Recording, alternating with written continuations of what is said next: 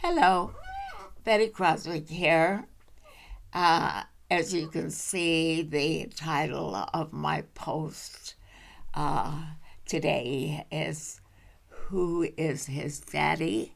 And this um, title is maybe perceived as being a little on the sleazy side. I'll explain it why I'm using this title at the end of the post. But first, I want to talk about what has happened in the Netherlands and that the Prime Minister there, Mark Rutte or however it's pronounced, I apologize if it's incorrect, the pronunciation, has been set back on his heels.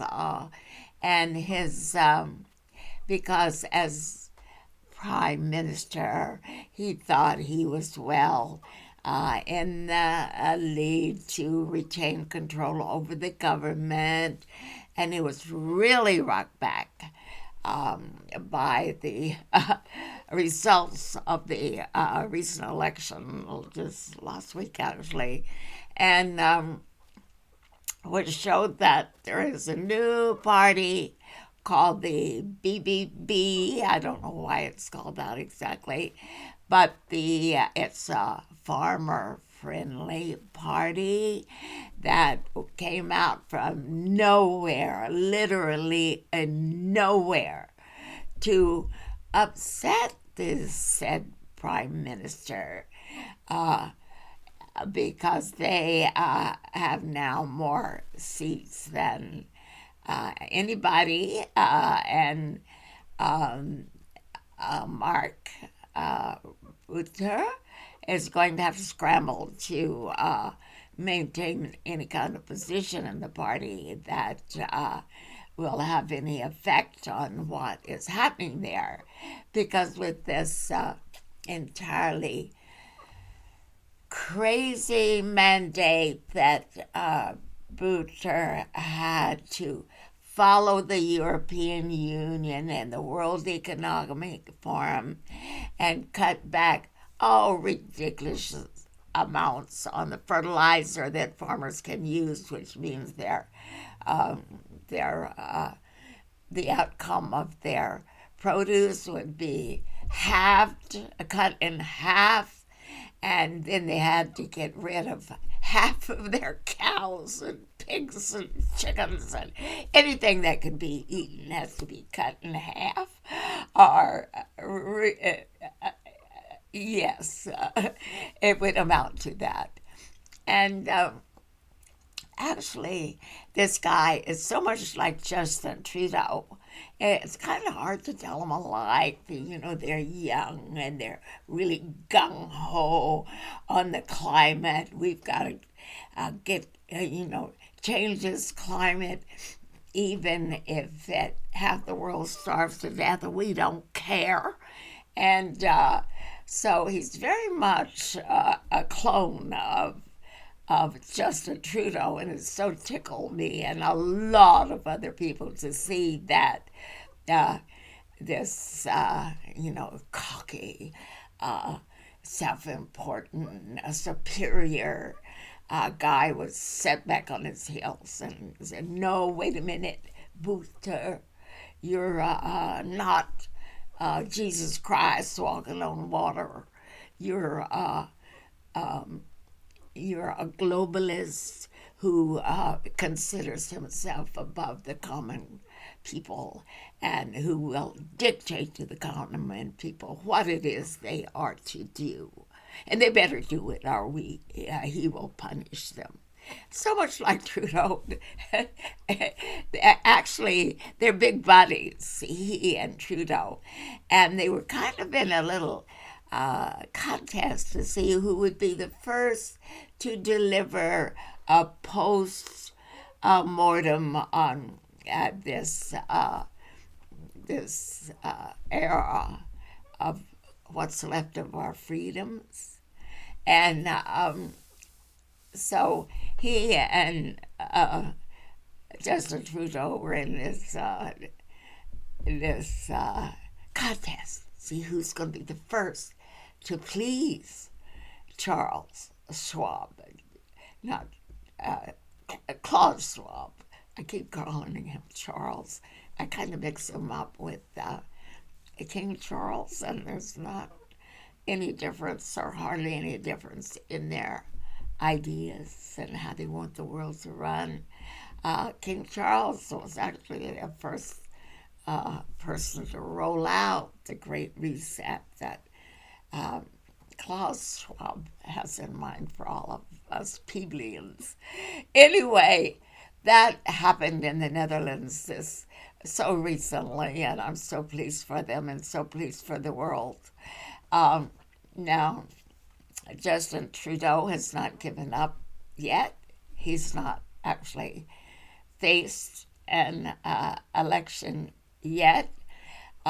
He and Jamit Singh, who are buddies and best pals, but we'll see how that rolls out, because I think Jamit Singh is getting a little antsy about the situation and maybe toying with the idea of maybe he should cut loose from Justin, but not ready yet anyway. And so Justin is rolling on with his globalist agenda, and the NDP has had to accept it to get some of their things in. But right at the moment, I think, as the world is teetering on bankruptcy, the Western world anyway, that he better think this over again. And maybe he will, maybe not. But I don't think the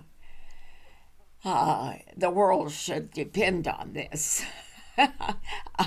I wouldn't actually really bet any money on it if I had any money. Maybe $10 or so. So that would be about all I would bet.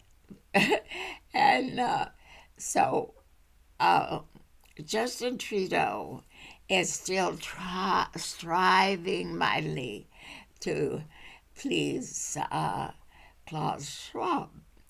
And he desperately wants to do this.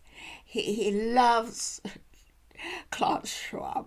He represents to him all that is grand and European type civilized, no matter what else they do that's harmful to the world and is killing the world in many areas.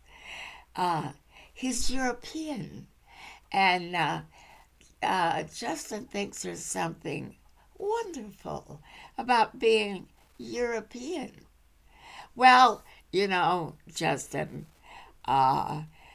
we are not European. Most Canadians are not, at least now, European. The majority still may have come from the European countries a long time ago, so that we have developed our own ways of interpreting the world, and that you are mistaken if you think there are not core values in Canadian society that you can run over because they're so flimsy. They don't amount to anything. Even people who have come here from other countries and who are not yet perhaps full-fledged citizens know that something is terribly wrong with your devotion to Klaus Schwab's World's Economic Forum and all that it represents. But you are so, Trudeau, enamored of Klaus Schwab that it's like he was truly your father. like he is your daddy. And he's the one that you have to report to and please and prove that you are a good boy and that you are following all of his dictates to whip the Western world into this image of craven subjects who simply do what they are told by their superior people who know more about the world and are more intelligent, more educated, more everything. They certainly have more money, but that can be fixed. And this arrogant, stupidly arrogant attitude, it cannot be fixed. They will carry it to their grave. Because even if they are defeated in many areas and can turn back on some important ones, they know they're right because they're superior. And so, do you want to know who Justin's daddy is? Because he, there was a little talk about it a while back, and I certainly have no opinion on that. But I do have an opinion on who Justin Trudeau's psychological, spiritual, intellectual, all around, all powerful daddy is. And that is Klaus Schwab. So we'll have to not expect any kind of reasonable reports by Justin Trudeau about the World Economic Forum or about the woke people or about it's all beautiful to him because he will be striving all of the rest of his life to please his daddy. Okay? So that's my post for today. Okay? Bye.